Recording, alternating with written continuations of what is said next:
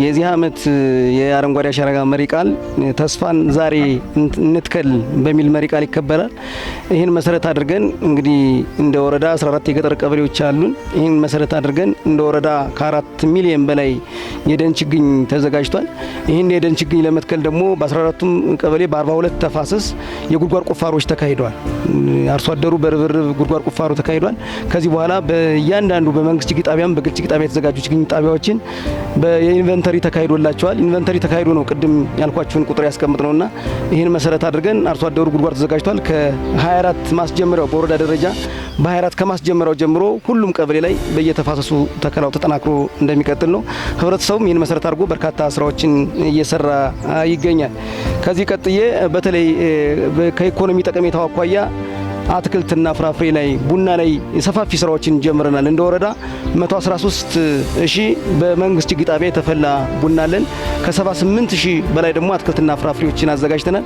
ይህንንም ለመትከል በዚህ ዓመት ያሰብነው ባለፈው ዓመት ዝም ብለን አርሶ አደሩ በፍላጎት 10ም 20ም 30ም ቡና እየወሰደ እንዲተክል ነበር። በዚህ ዓመት ግን ክላስተር መሰረት አድርገን አንድ አርሶ አደር ቢያንስ 0.125 ሄክታር እና ከዛ በላይ ላዘጋጅ አርሶ አደር ይሄው እዚህ የምታዩትን ቡና ሰጠን። አርሶ አደሩ ኑሮውንም እንዲያሻሽል እንዲለውጥ ትልቅ ስራ ምንሰራበት ይሆናልና እኛም በተለይ በዚህ ዓመት ሰፊ ርብርብ ያደረግነው አትክልትና ፍራፍሬ ላይ ነው። ለምን አርሶ አደሩ በዚህ በቡና በአቮካዶ በጌሾ በማንጎ በተለያዩ አትክልትና ፍራፍሬዎች እንዲሳተፍና ኑሮውን ጎን ለጎን ከእርሻው ጎን ለጎን ደግሞ በአትክልትና ፍራፍሬ እንዲለውጥ ትልቅ ስራ እየሰራን ነው የምንገኝ። እኛ ጋር የተለመደው በርካታ በሜኖችን እንተክላለን። እንክብካቤያችን በጣም ዝቅተኛ ነው።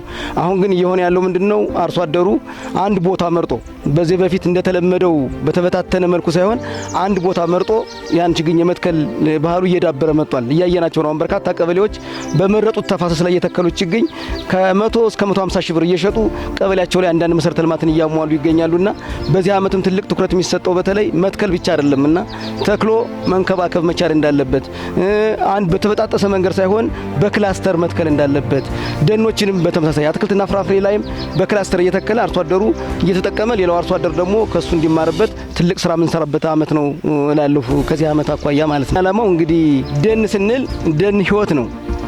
ደን ቤት ነው። ደን መጠለያ ነው። ደን ምግብ ነው። ስለዚህ ይሄ ኢኒሼቲቭ አጠቃላይ በተይ እንደ ሀገር አጠቃላይ ካለው የደን ሽፋንን ለማሳደግ ትልቅ ስራ የምንሰራበት ነው።